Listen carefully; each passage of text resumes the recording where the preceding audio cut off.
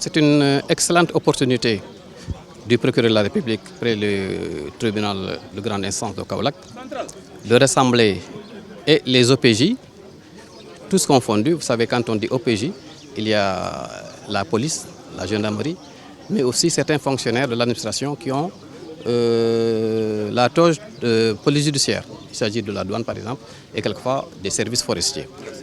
Donc rassembler toutes ces personnalités pour échanger, compte tenu des sujets qui vont être soulevés tout à l'heure. Vous avez entendu parler par exemple des accidents de la circulation qui constituent une préoccupation majeure au niveau de l'opinion actuellement, pas simplement des autorités, mais au niveau de l'opinion. Mais nous avons aussi d'autres thématiques sur lesquelles nous allons nous appuyer. C'est la présence par exemple de l'avocat qui n'est plus une nouveauté, même si c'est assez récent, la présence de l'avocat au moment de l'interpellation. Ça a causé quelques dégâts au début avec des procédures qui sont annulées et c'était regrettable. Ensuite, il y aura des échanges aussi sur, parce qu'il y a la présence des autorités médicales.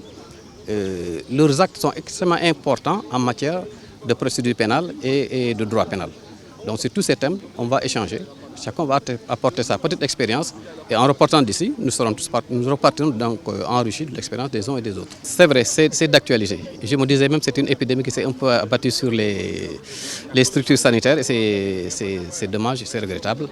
Et je crois qu'un rappel permettra à chacun de mettre un peu plus d'éthique dans sa pratique.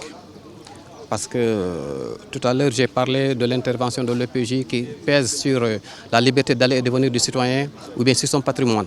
Mais vous savez que les autorités médicales, leurs actes pèsent directement sur notre vie, sur notre santé, donc sur notre vie. Donc c'est extrêmement important de rappeler au moins, ne serait-ce que les problèmes d'éthique. Les problèmes de déontologie, les problèmes de très bonnes pratiques. Il faudrait le rappeler. Parce que pour la compétence, on ne doute pas qu'ils sont compétents, mais il faudrait revenir sur une bonne compétence, un bon accueil des patients et ensuite de l'éthique et de la déontologie dans leur pratique de tous les jours.